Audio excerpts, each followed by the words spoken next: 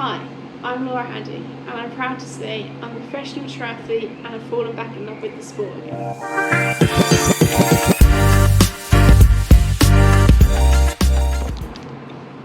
Hello, and welcome back to our YouTube channel. I don't think we've done a YouTube since South Africa. We did actually film a recording post-race and got it all, and then James uploaded it to the laptop and there was no sound, so decided, I think I actually did do a few videos after that, but we just never got around to doing it. But that was back in March. We're now in the beginning of May. We are in Marbella, having just finished Marbella 70.3, so thought we'd do a little roundup and a recap of what's been going on the last few months.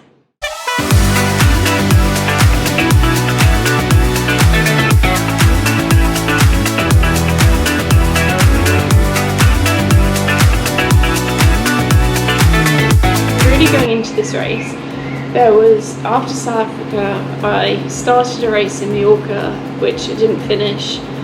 I really wasn't enjoying racing, and I think today I just wanted to get around, have fun and enjoy it and prove to myself that I can do it. It's been quite a hard step up to the pro field, like things either not going right with like mechanicals on the bike, or me just blowing up, not doing executing the race that I know I'm capable of. So I think mentally and just confidence wise, I just needed to have just a steady race, and I didn't look at the start list. Just wanted to go in, do me. If I come last but finish with a smile and just get to the finish, no tears or anything, no dramas, then I will be so happy going home.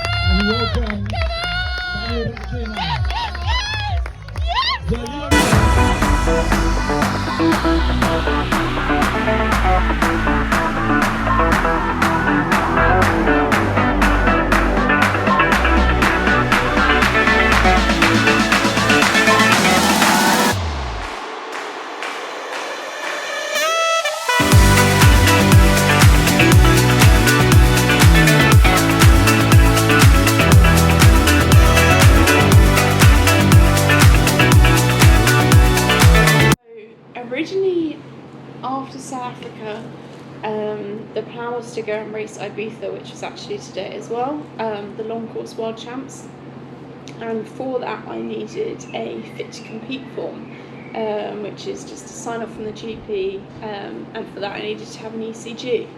Didn't really think anything of it, had the ECG done, and then that actually showed up a bit of a heart issue, which we found out when I was in Mallorca.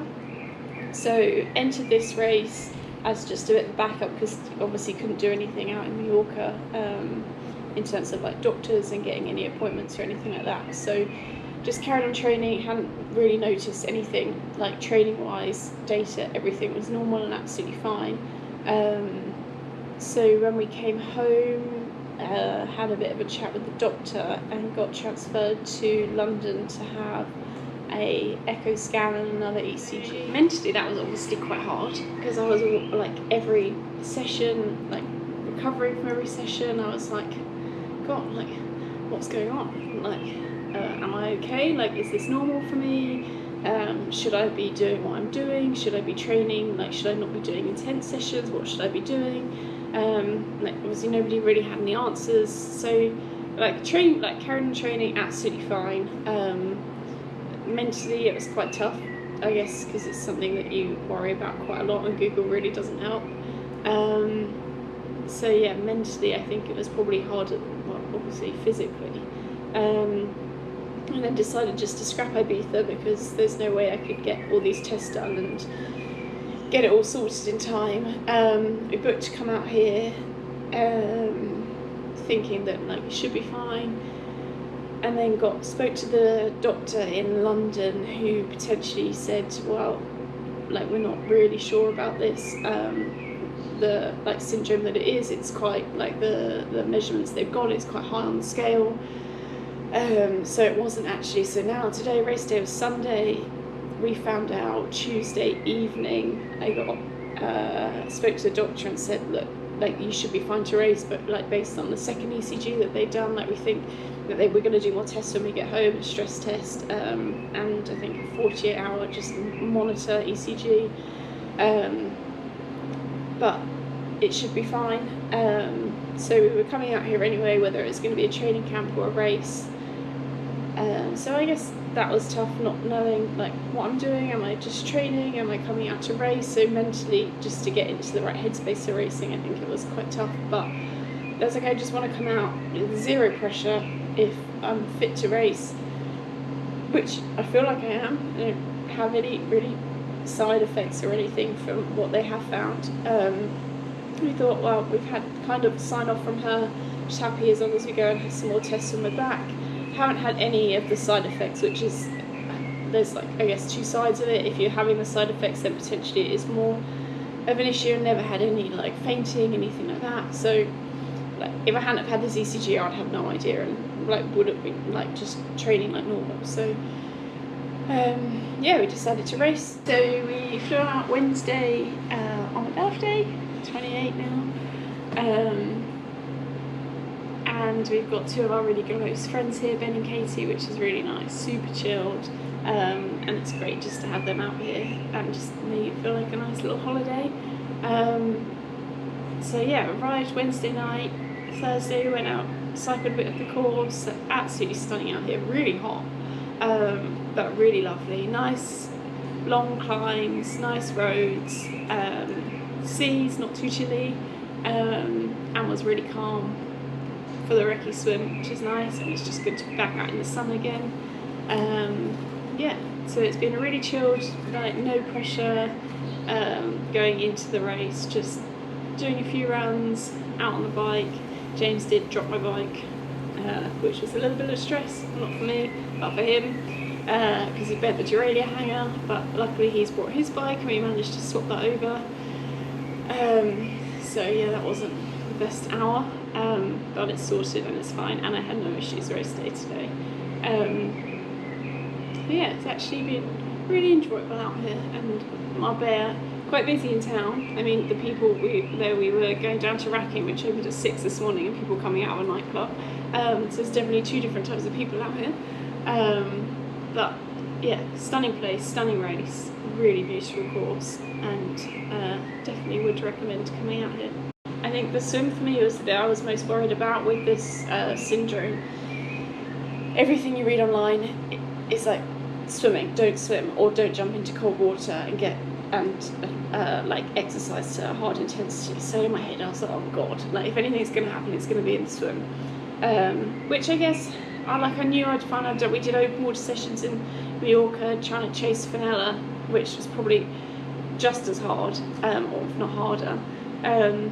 So I knew that I would be okay, but I think there's always mentally that worry in your head, and I was like, today coming into this race, just to have a bit of fun and enjoy myself. So went out, got a good start, but it was all quite like a very busy, a lot of bashing, and didn't make the pack that I should have been in. Some by myself quite comfortably, like yeah, a bit of a mistake maybe, but mentally just good to get it done, get through it, felt fine. Quite wavy, but just enjoyed it and got that bit done, because if anything was going to happen, I think it would have been there, and if I was going to lose my head anywhere, I think it would have been there as well, panicking and worrying about if something did happen. So yeah, not the best of swims, and obviously not what I know that I can do, but just got it done. I'm quite happy with how it went. Yeah, as I said, the bike, didn't really even look at power, just rode steady, like just tried to keep my effort level just nice and consistent, and just enjoyed it. Just saw people out there that I knew, just had fun really riding my bike. A few girls came past me, didn't let it stress me out. I was like, just ride you up, like the first climb especially, because there's quite a lot of climbing in this bike course, and I was expecting a few people to blow second half of the long. It's like a long 25k roller, really. There's quite a lot of up. And yeah, I actually just really enjoyed it. Took all my nutrition, got lots of drinking, so it was warm out there, and just had fun really. I mean, it wasn't best power numbers, best like fastest bikes of the day, but for me, like a huge confidence boost that actually you can just go out there, race the race and just enjoy yourself, and hopefully going forwards that confidence will show and I'll be able to just push it a little bit more next time. The run, again, literally exactly the same as the bike. Didn't really even look at my watch. Forgot to start my watch originally and then just didn't even look at it. Just was looking forward to seeing Nikki each lap, who was just dominating and winning by like nearly 10 minutes.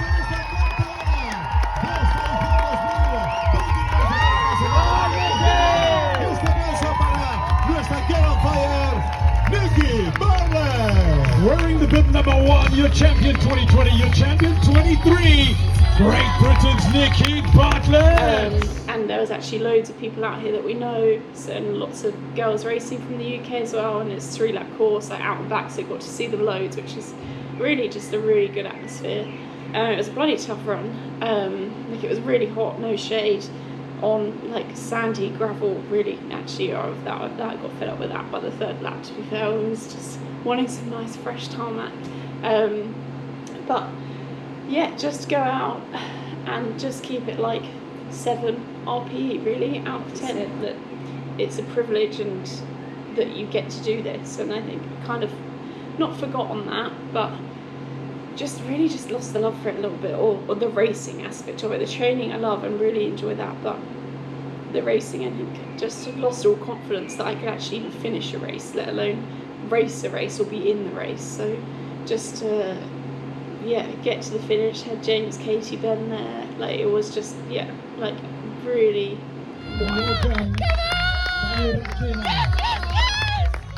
Jalil Balal is here as well. Congratulations, Jalil Balal. And representing Great Britain, Laura Addy. Superb finish, Laura. I mean, it was a really just a great feeling just to run down the red carpet. I think you take that for granted. At the last few races that I've done, just really hated every minute, just been wanting to get to the finish. And you haven't soaked it up, but to be just running, enjoying myself, having all my friends there, having James there, and just the crowd there to finish top 10 or 10th. I mean, yeah, really happy with that. People would be disappointed, but for me, like super chuffed, and just really enjoyed that red carpet magic that I think had been lost a little bit, and that everyone talks about in Ironman racing, and I think it's something that you need to cherish because it doesn't come around very often, and it's not often that you have a perfect race or a great race. Things always go wrong for everyone, but yeah, to actually soak up that atmosphere and to have everyone there that I care about was, yeah, great, really great feeling, and very happy that it's gone well and we can move forward.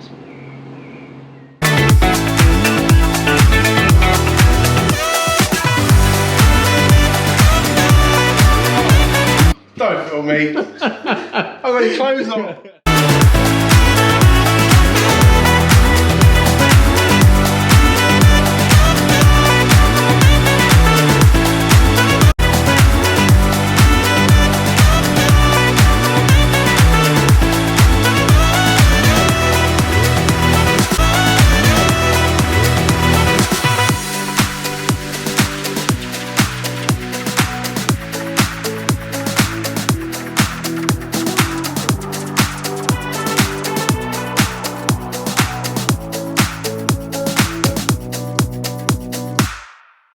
Katie Green, the joke of the week. Put your camera on. I've got a new job. I've just been made one of the managing directors of Old MacDonald's Farm. I am now the CIEIO.